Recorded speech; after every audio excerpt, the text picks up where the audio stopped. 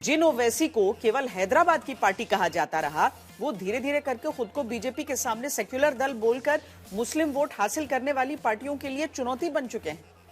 क्या उत्तर भारत की राजनीति पूरी तरीके से बदल सकती है?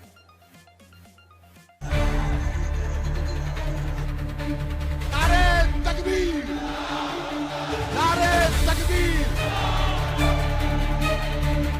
असदुद्दीन ओवैसी की राजनीति का रंग धीरे धीरे गहरा होने लगा है। सवाल ये पूछा जाने लगा है कि क्या एक ओवैसी की राजनीति के आगे बिहार में तेजस्वी यादव, उत्तर प्रदेश में अखिलेश यादव, यूपी बिहार छोड़ देश के दूसरे राज्यों में राहुल गांधी, पश्चिम बंगाल में ममता बनर्जी, दिल्ली में अरविंद केजरीवाल, क्या इनके सामने धीरे धीरे मुस्लिम वोट का पूरा पैटर्न बदल सकता है? कोई भी एक धर्म और एक जाति की पार्टियां जो होती हैं, वो जाहिर सी बात है कि लोकतंत्र के लिए, स्वस्थ लोकतंत्र के लिए उचित नहीं होती।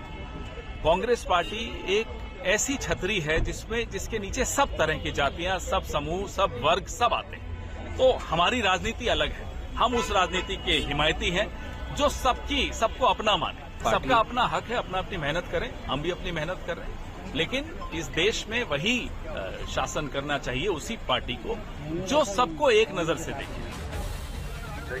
ओवैसी को एक जाति एक धर्म की पार्टी के खांचे में जब विपक्षी खड़ा करते हैं तो ओवैसी सबकी दुकान आगे बंद करने की बात कहते हैं। आप मुझसे नफरत करते, अल्लाह आपकी नफरत आपको मुबारक करे। मैं चुनाव लड़ूंगा और इनके इस तरह की बकवास, झूठे इल्जामात इस बात का पैगाम देती है कि मैं जो कर रहा हूं मैं उसमें कामयाब हो रहा हूं। और ये लोग ऐसे मिजाज के लोग हैं जो ये देख रहे हैं कि अंग्रेजी का शब्द है कि इनको लग रहा है कि पॉलिटिकल इक्विलिब्रियम पूरा डिस्टर्ब हो गया एमआईएम और ओवैसी से। हम पॉलिटिकल इक्विलिब्रियम को डिस्टर्ब करेंगे। आप जो बरसों से चौधराहट करके जो मुस्लिम समाज का, दलित समाज का नुकसान कर रहे हैं, हम उसको रेक्टिफाई करेंगे। और अगर ये जो इल्जाम लगाने वालों को तकलीफ इस बात की है कि वो घर बैठकर राजनीति करते थे और सौदेबाजी करते थे, ये एजेंट हैं, ब्रोकरी का काम करते थे, हम इनकी दुकानों को बंद करने की कोशिश कर रहे हैं। ओवैसी जिनकी पार्टी को अब तक बीजेपी विरोधी हर दल ने वक्त बेवक्त बीजेपी की ही बी टीम कहकर घेरा है, वो अब तेलंगाना, बिहार, महाराष्ट्र में धीरे धीरे पैर फैलने के बाद उन सभी दलों को हिपोक्रेसी के कटघरे में खड़ा करने लगी है। जनता वोट डाल रही है, हमको कामयाब कर रही है। आपने हमारे 4 विधायक को तोड़ लिया बिहार में, वो क्या गांधीयन काम था? इतनी बेशर्मी है लोगों में कि तुम जब तोड़ते तो तुम्हारा तोड़ना बड़ा नेक काम है। और वही काम महाराष्ट्र में हो गया, शिवसेना के 2 टुकड़े हो गए, एनसीपी के 2 टुकड़े हो गए, कर्नाटका में कांग्रेस की सरकार के एमएलए भाग गए, मध्य प्रदेश में भाग गए, तो आपने आसमान को सर पे उठा लिया। यही इन लोगों की मुनाफिकत है, जिसको अंग्रेजी में बोलते हिपोक्रेसी है। ये दोहरा रवैया है इनका। आप 4 तोड़े हमारे, माशाल्लाह से हम दोबारा जीते। इस वक्त सबसे ज्यादा उत्तर प्रदेश में ओवैसी की एंट्री को लेकर चर्चा चल रही है, जहां पर पिछले 3 विधानसभा चुनाव में केवल 1 या 2 सीट छोड़कर बाकी जितने कैंडिडेट उतरे सबकी जमानत जब्त होती रही। लेकिन महाराष्ट्र के शहरी निकाय में जीत की ताकत पाए ओवैसी को लेकर अब सवाल उठ रहा है, क्या मुस्लिम वोटर केवल बीजेपी विरोध नहीं बल्कि उससे ज्यादा का देखने लगा है?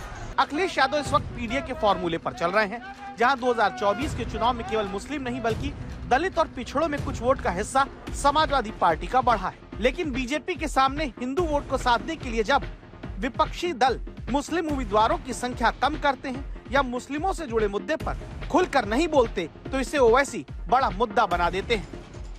ये वो अखिलेश है जब मुख्यमंत्री था तो मुजफ्फरनगर का कांड हुआ था।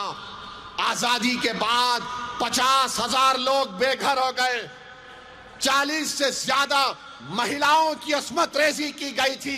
कहां गया था तुम्हारा सेकुलरिज्म? आजम खां को सजा हो गई, अखिलेश पे एक मुकदमा नहीं होता है, एक मुकदमा अखिलेश पे नहीं होता है। इतने बड़े काम अखिलेश ने किए, मगर मोदी जी उसको ही चाय पिला रहे, आजम को जहर दे दिया गया। बोलो समाजवादी पार्टी के लोगों।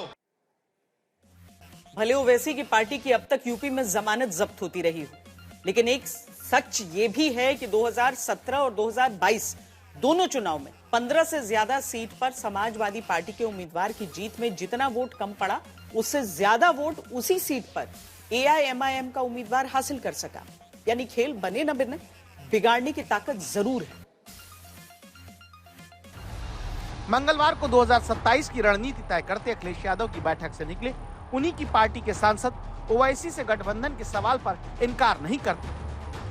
समाजवादी पार्टी का एक एक कार्यकर्ता वोट बढ़ाने पर लगा है, न वोट कटने देंगे, वोट कटने न भी नहीं देंगे और फर्जी नाम पढ़ने नहीं देंगे। इस पर समाजवादी पार्टी का कार्यकर्ता काम कर रहा है। ये बता दीजिए, क्या एमआईएम का नाम आया बैठक में? इतना बता दीजिए बस। आप बहुत लोकतांत्रिक हैं। मैंने कहा ना, मैंने कहा तो आप कि पीडीए की लड़ाई में जो आ गया साथ उसका स्वागत किया जाएगा। लेकिन अब शिवपाल यादव साफ कहते हैं कि ओवैसी से कोई गठबंधन नहीं होगा। नहीं, अभी तक तो मेरी जानकारी में है नहीं, न कोई बातचीत है, कुछ भी नहीं, ये तो अफवाहें हैं। तो अगर आएंगे कोई जरूरत है आप लोग को एमआईएम की? जरूरत है आप लोग को एमआईएम की या आप?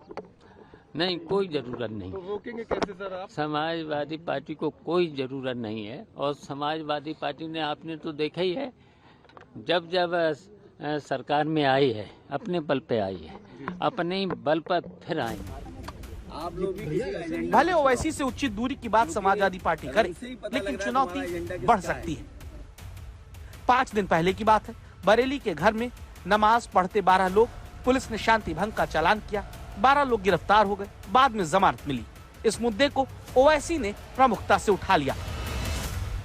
पिछले 2 साल से कह रहा हूं कि मेरी ख्वाहिश है, मेरी कोशिश है, मेरा ख्वाब है कि एक दिन इस देश की प्रधानमंत्री हिजाब पहनने वाली लड़की होनी चाहिए।